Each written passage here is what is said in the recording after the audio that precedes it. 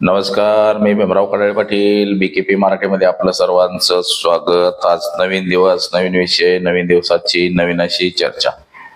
आज चर्चा घेऊन आलोय म्हणजे बघा, पुणे जिल्हा परिषदेची निवडणूक होऊन 15 दिवस झालेला आहे, परंतु अद्याप जिल्हा परिषदेचा अध्यक्षाची नेमणूक झालेली नाही. आता ही नेमणूक नेमकी कधी होईल? आता हा वाद एकंदरीत म्हणायचं की जिल्हा परिषद अध्यक्षपद आमच्या तालुक्याला मिळावं, आमच्या तालुक्याला मिळावं, असा काहीसा एकंदरीत वाद पेटलेला दिसतोय आपल्याला. म्हणजे दौंड तालुक्यातले काही नेते मंडळी म्हणतात की आमच्या तालुक्याला जिल्हा परिषद अध्यक्षपद द्या, इंदापूर तालुक्यावाले म्हणतात आमच्या तालुक्याला द्या, इतर तालुके सुद्धा जसं की शिरूर असेल किंवा इतर तालुके असतील, हे सुद्धा तालुके म्हणतायत की आमच्या तालुक्याला जिल्हा परिषदेचं अध्यक्षपद मिळावं, असं काहीच बोललं जातं. परंतु आता नेमकं कुणाला जिल्हा परिषद अध्यक्ष मिळेल हे सुद्धा आता बघणं गरजेचं झालं नाही. तर याच विषयाची आज चर्चा घेऊन आलोय. तर चला, सर्वप्रथम आपण जर चॅनल सबस्क्राईब केला नसेल तर सर्वप्रथम आपण चॅनल सबस्क्राईब करावा, ही सर्वांना विनंती. आणि चला चर्चेला सुरुवात करूया. महाराष्ट्र राज्यातल्या 12 जिल्हा परिषद आणि 125 पंचायत समित्यांच्या निवडणुका पार पडलेल्या आहेत त्या, परंतु अद्याप न पंचायत समितीचा अध्यक्ष नेमला गेला, म्हणजे सभापती नेमला गेलाय, ना जिल्हा परिषदेचा अध्यक्ष नेमला गेला, ना कुठच्या समित्या वगैरे काहीही नेमलेलं नाही. म्हणजे निवडणुका होऊन 15 दिवसापेक्षा अधिक काळ लोटला आहे, तरी सुद्धा जिल्हा परिषदेचा अध्यक्षपद आणि पंचायत समितीचा सभापती पद का अद्याप दिलं गेलं नाही? महाराष्ट्र शासन हे उदासीनता आहे का महाराष्ट्र शासनामध्ये? पूर्वी कसं होतं की डायरेक्ट जिल्हा परिषदेच्या सीओ कडनं जे काय भेटायचे ते डायरेक्ट भेटायचं, सभापती नव्हता, गट विकास अधिकाऱ्याकडनं जे काय असेल ते सगळं मंत्रिमंडळापर्यंत जायचं. मग आता अध्यक्ष जर नेमला तर आपल्याला जो भेटणारा मलिदा होता, मंत्रालयापर्यंत येणारा, हा कुठंतरी थांबल असं काहीस सरकारच्या प्रतिनिधींना वाटतंय का? आणि याच कारणामुळं जिल्हा परिषद अध्यक्षपद आणि पंचायत समितीचं सभापतीपद लांबणीवर पडलंय का? ही सुद्धा आता शंका लोकांच्या मनात उपस्थित झालेली आहे की बाबा खरंच आता या निवडणुका लांबणीवरती पडत्यात का अध्यक्षपदाच्या आणि सभापती पदाच्या, अशी चर्चा आता सुरू झालेली आहे. त्यातच काही जणांचं मत आहे की एवढ्या 10-12 दिवसामध्ये त्याची तारीख डिक्लेअर होईल आणि अध्यक्षपद आणि सभापतीपद निवडलं जाईल. मग आता एकतर बघा 7 वर्ष झालं जिल्हा परिषदेला अध्यक्ष नाही, पंचायत समितीला सभापती नाही, आणि त्याच्यामुळं जो कालावधी असतो या कालावधीचा काहीही विषय येत नाही. तर हे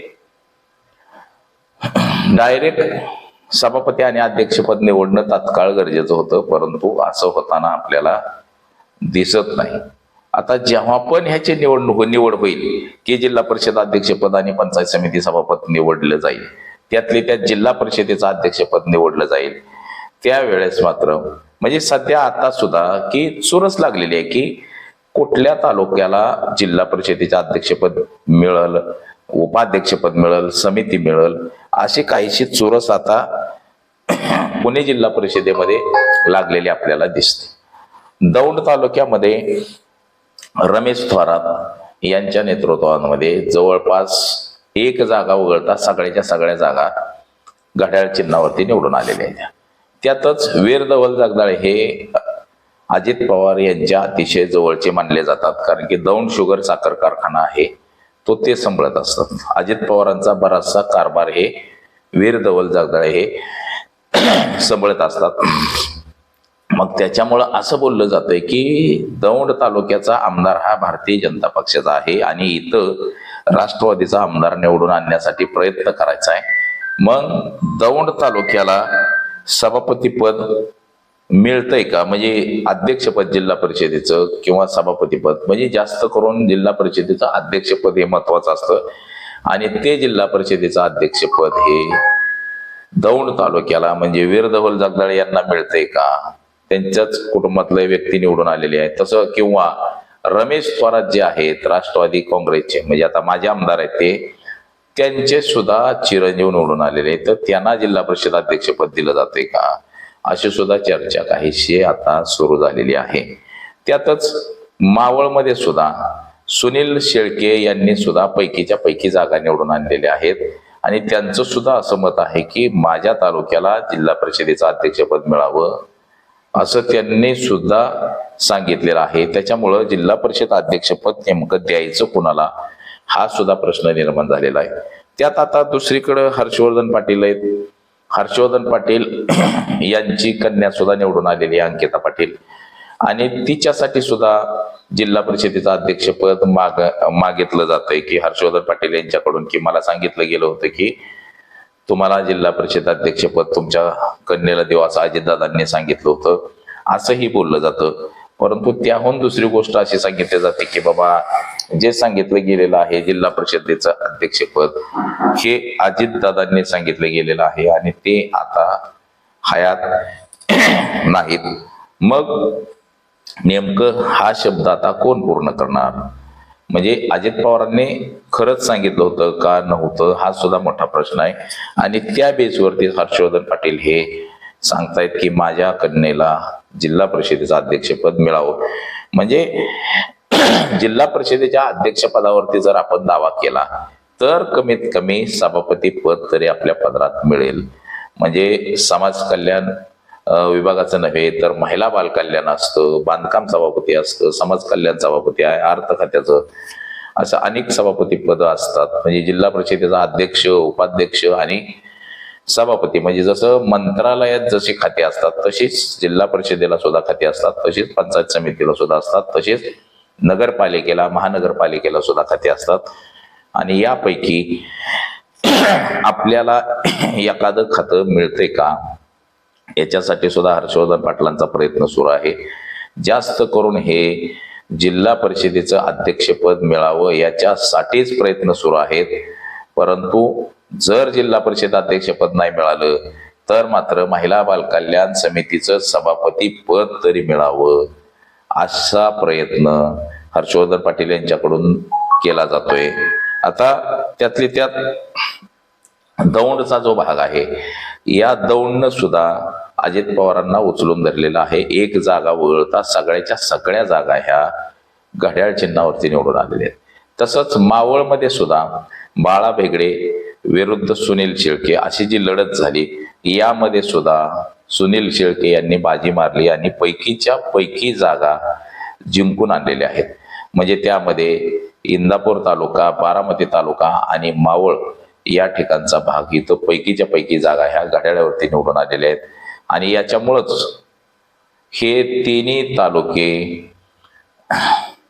जिल्हा परिषदेच्या अध्यक्षपदाचे दावेदार आहेत. तसंच दौंड तालुका सुद्धा जिल्हा परिषदेच्या अध्यक्षपदाचा दावेदार आहे. तरी आता सध्या नेमकं जिल्हा परिषद अध्यक्षपद कोणाला मिळेल त्यातच आता आंबेगाव तालुका सुद्धा, म्हणजे आंबेगाव, गोडेगाव, आंबेगाव जे आहे दिलीप वळसे पाटील यांचं सुद्धा या भागामध्ये चांगलं प्रस्थ आहे आणि त्यांनी सुद्धा जोरदार अशी तयारी केलेली आहे की माझ्याच मुलांना, घरातल्या कुटुंबियाला जिल्हा परिषदेचं अध्यक्षपद मिळावं अशा पद्धतीची त्यांनी सुद्धा तयारी सुरू केलेली आहे. आता जिल्हा परिषदेमध्ये दणदणीत विजय हा घड्याळाचा झालेला आहे. तो मशीनवर असू द्या किंवा कसा असू द्या, विजय हा विजय आहे. मी मागच्या व्हिडिओमध्ये सुद्धा सांगितलं होतं की मशीनमध्ये कसा गडबडी आणि घोटाळा झालेला होता. तो वरपुटे या ठिकाणचा जो उमेदवार आहे, शेंडे जे निवडून आलेले आहेत त्यांच्याच बूथवरती कसं गडबडी झालेली आहे की निवडून आलेल्या उमेदवाराला 4 मतं मिळाली, अवघी पडलेल्या उमेदवाराला 5 मिळाली. म्हणजे घड्याळाला 4 मतं, कमळाला 5 मतं. आणि जे काँग्रेसचा उमेदवार देत होता त्या माणसाचं गाव नाही, काय नाही, त्यानं प्रचार केला नाही, अशा माणसाला 248 मतं पडली आणि पडलेल्याला 147 मतं, म्हणजे तीच जिल्हा परिषदेला पडली होती तीच खाली आली होती. त्याचा सुद्धा मी व्हिडिओ बनवला होता. परंतु जे काय असेल ते असेल, निवडून आला उमेदवार हे मात्र तितकंच खरं आहे. तर ह्या सगळ्या अशा प्रक्रिया आहेत आणि ह्या सगळ्या गोष्टी आहेत. तर खरंच जिल्हा परिषदेचं अध्यक्षपद हे आता इंदापूर तालुक्याला मिळणार का, दौंड तालुक्याला मिळेल का, मावळ तालुक्याला मिळेल का, आंबेगाव तालुक्याला मिळेल, हे सुद्धा आता बघणं गरजेचं आहे. जसं की प्रत्येक नेत्यानं ही आपल्या आपल्या परीनं फिल्डिंग लावलेली आहे सुनेत्रा पवार यांच्याकडं. जिल्हा परिषदेचं अध्यक्षपद कुणाला द्यायचं ह्याची सर्वस्वी जबाबदारी ही अजितदादानंतर आता सुनेत्रा वहिनीकडे आलेली आहे. सुनेत्रा वहिनींना ज्यांना वाटेल त्याला ते जिल्हा परिषदेचं अध्यक्षपद दिलं जाईल. परंतु जे आमदार आहेत राष्ट्रवादीचे त्यांना सुद्धा विचारात घ्यावा लागेल. तसंच इंदापूर तालुक्याला सुद्धा कृषी मंत्री दत्तात्रय भरणे आहेत, कॅबिनेट आहेत. म्हणजे पुणे जिल्ह्याला अजित पवार आणि त्यानंतर दत्तामामा भरणे हे 2 मंत्री आहेत.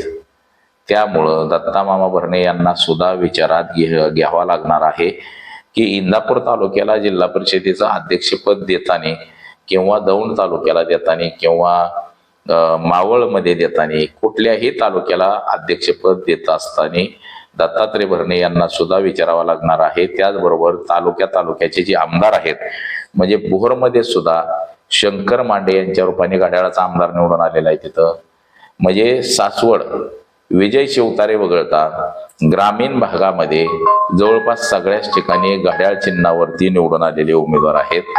आणि त्यामुळं या सर्वांना विचारात घेतल्याशिवाय जिल्हा परिषदेचं अध्यक्षपद देता येणार नाही, हे पण तितकंच खरं आहे. हर्षवर्धन पाटील यांच्या जरी मुलीला द्यायचं असेल इंदापूरला, तरी सुद्धा दत्तात्रय भरणे यांना विचारात घेतल्याशिवाय अध्यक्षपद देता येणार नाही. दत्ता भरणे यांना जर विचारात न घेतलं तर मात्र दत्ता भरणे हे नाराज होतील आणि वेगळा पर्याय सुद्धा निवडतील, अशी सुद्धा शक्यता सध्याची निर्माण झालेली आहे. तर येणाऱ्या काळामध्ये आपल्याला इतर बाबतीत सुद्धा मी व्हिडिओ बनवत असतो, हे सुद्धा आपण व्हिडिओ बघा आणि संपूर्ण व्हिडिओ बघत जावा. आणि व्हिडिओ आवडला तर नक्की लाईक करा, शेअर करा आणि सबस्क्राईब सुद्धा करा. तर आज एवढंच. माझा सहकारी कॅमेरामन अनिकेत मी भीमराव कडाळे पाटील, BKP मराठी, इंदापूर, पुणे.